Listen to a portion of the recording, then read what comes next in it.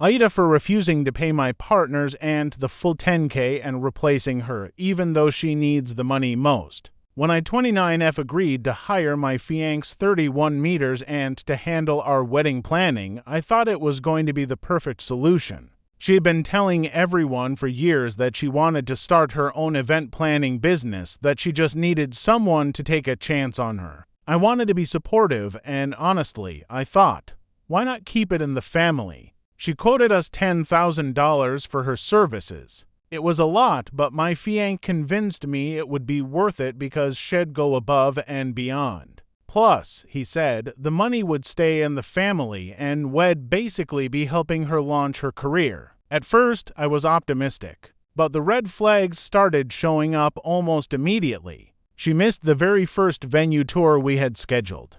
Her excuse was that she had a migraine, but she didn't call or text until 2 hours after we'd been waiting at the location. The second time, she forgot about a meeting with the caterer. When she finally arrived, she had no notes, no contracts, and kept wandering off to take phone calls. I brushed it off as nerves. Starting a business is stressful, right? But things only got worse. She blew half of the core budget on centerpieces that looked like they were bought at a clearance sale. She insisted on ordering food from a friend's catering business that had no reviews online and no license we could verify.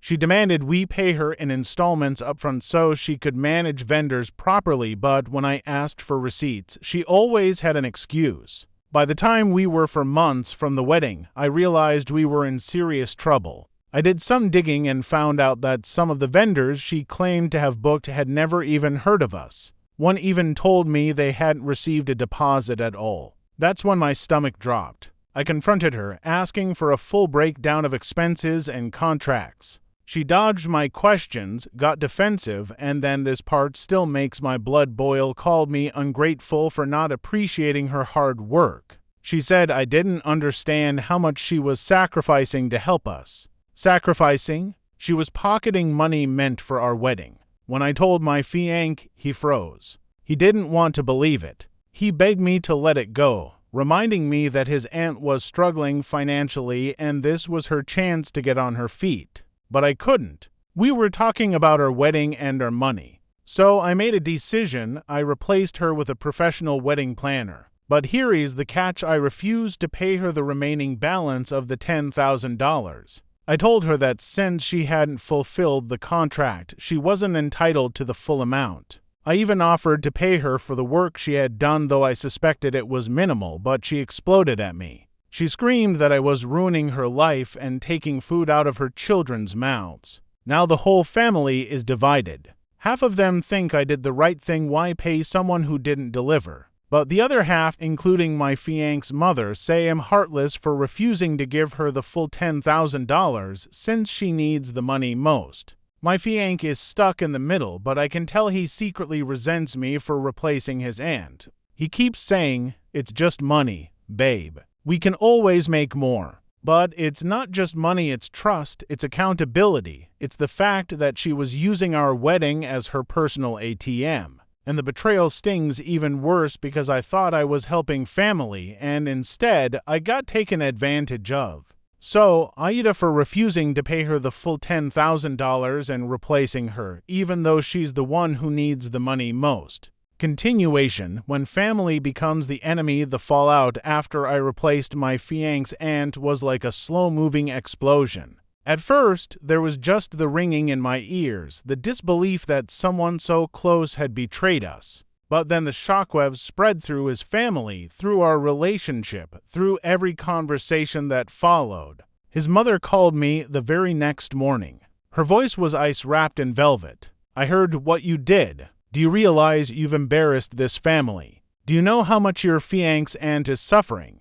Embarrassed. I nearly dropped the phone. In the one who's out thousands of dollars. In the one picking up the pieces of a wedding she nearly ruined. But she didn't want to hear it. In her version of events, I was the villain. I was the cruel outsider who couldn't see how desperate her sister was, how much she needed that money. My protests about missing vendors, fake bookings, and pocketed cash fell on deaf ears. "You think you're better than us because you have money," she hissed. Well, newsflash, marriage isn't about money. It's about loyalty. Loyalty? The word stung.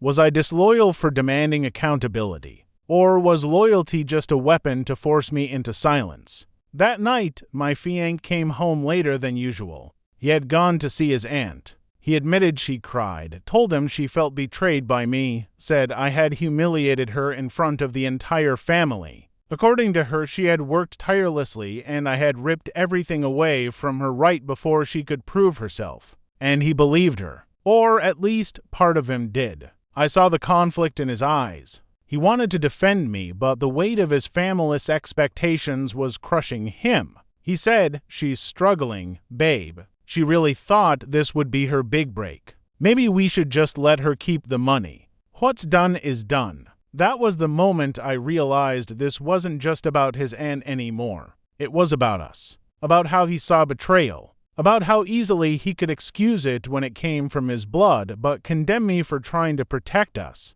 The whispers started after that. At family dinners, I'd catch cousins glancing at me, murmuring when I left the room. His uncle cornered me once, saying I was killing the spirit of the wedding and that I should have just sucked it up for the greater good. The greater good. Or just their good. The aunt herself became bolder. She showed up at our apartment unannounced, pounding on the door, demanding the rest of the $10,000. When I refused to let her in, she shouted loud enough for neighbors to hear, "You'll regret this. No one cheats family and walks away." Cheats family. The irony nearly choked me. Things reached a breaking point 2 weeks later. My fiancé's mother organized a family meeting.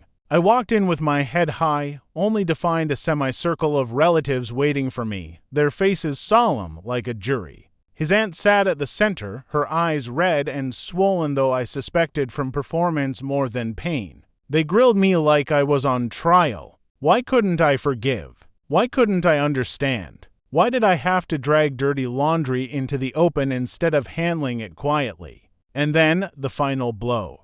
His mother looked at me and said, "If you can't support family, how can you ever be part of this family?" That was when I realized. This wasn't about the wedding anymore. This was about power, about control, about silencing me before I exposed more of their dysfunction. After the meeting, I gave my fiancé an ultimatum. I will not marry into a family that treats betrayal as loyalty. I will not marry someone who expects me to roll over while his aunt steals from us. He stared at me, jaw tight, torn between the woman he loved and the family that raised him. And then he whispered the words that broke me. "Maybe you're asking too much. Too much. Wanting honesty? Wanting accountability? Wanting him to choose us instead of the people sabotaging us." That night, I packed a bag and stayed with a friend. But the story didn't end there. 2 days later, I received an anonymous message through social media. It was screenshots, bank transfers, invoices, proof that his aunt had scammed not just us, but other couples before us. She had taken deposits and never delivered, left brides scrambling days before their weddings. The evidence was damning. And yet, when I showed my fiancé, he hesitated. Maybe these are fake. Maybe someone's just trying to ruin her. I realized then, it didn't matter what proof I had. He didn't want to see it. He didn't want to admit his family could betray him. But I did. And once you see betrayal clearly, you can't unsee it. The engagement ring still sits in its box on my dresser. Some nights I wonder if he'll ever wear it again. But deep down, I already know the answer. Because love without trust isn't love at all. And loyalty to betrayal is just another kind of prison. Continuation, the cost of silence versus the price of truth. I didn't want to be the kind of person who aired family scandals publicly. I really didn't. But every time I replayed the family meeting in my head, the jury of relatives, the guilt tripping, the way they made me feel like I was the betrayer instead of the betrayed, I knew silence would only protect the wrong people. So, I made a choice. If they wanted to call me disloyal, then fine. It'd be disloyal. Not to justice, but to their lies. I spent a week collecting everything. Every suspicious invoice. Every fake vendor email. Every screenshot had been sent anonymously. I even reached out to one of the other brides who had been scammed. She broke down crying on the phone, telling me her wedding reception had been canceled days before the event because the venue never received the deposit the aunt had promised. The more evidence I gathered, the heavier my chest felt. This wasn't just incompetence, it was fraud. Then, I went nuclear. I posted it all. Not in a rage-fueled Facebook rant like before, but in a calm, calculated expose. Screenshots, dates, receipts, testimonies from other victims. I laid it out like a prosecutor in front of a jury. No insults, no screaming, just cold, undeniable proof. Within hours, it went viral in our community. The aunt's so-called business Facebook page was flooded with angry comments from couples demanding refunds. Local wedding groups shared the post like wildfire, warning others never to trust her. Vendors started speaking out to confirming she had tried to rope them into shady deals. Her carefully crafted narrative of being the struggling single mom who just needed a chance shattered in real time. But the real drama happened at home. My fiancé came storming in, phone in hand, face pale. "Why would you do this?" he demanded. "You didn't just hurt her, you've embarrassed all of us." I stared at him, stunned, embarrassed. She stole our money. She scammed other couples. She would have ruined our wedding. And you're worried about embarrassment. His jaw clenched. He couldn't look at me. And in that silence, I realized the truth he didn't want to believe. Because believing meant admitting he'd chosen family over me and chosen wrong. The next day, the fallout spread further. His mother called again, this time not with velvet ice but with fire. "How dare you drag my sister's name through the mud? You could have handled this quietly. You're vindictive. You're evil." I didn't shout. I didn't cry. I just said she dragged her own name through the mud. I just handed her the rope. Click. The line went dead. But then something unexpected happened. Other family members began reaching out. Cousins, distant relatives, people who had been silent at the family meeting. They apologized. They admitted they'd seen the aunt pull shady things before, but no one ever spoke up because they didn't want to cause drama. I had become the scapegoat they needed, the lightning rod who absorbed the storm so they could finally acknowledge the truth. It was vindicating, but it was also lonely, because the one person whose acknowledgement I wanted most, my fiancé, still couldn't give it. A week later, the aunt's business page was gone. Her phone disconnected. Word spread that she'd left town in shame, running from the mess she created. And yet, the damage lingered between us. One night, I sat across from my fiancé at dinner, the silence thick enough to choke on. Finally, I asked, "Do you believe me now? Do you see what she did?" He put down his fork, his shoulders heavy. "I see it. I wish you hadn't gone public. You could have destroyed her." I laughed bitterly. Destroyed her. She destroyed herself. I just told the truth. If the truth ruins her, maybe she deserved to be ruined. He looked at me then, eyes filled with something I couldn't decipher, fear, maybe, or grief. "You're not the woman I thought you were," he whispered. And in that moment, I realized he was right. I wasn't the woman who kept quiet to keep the peace.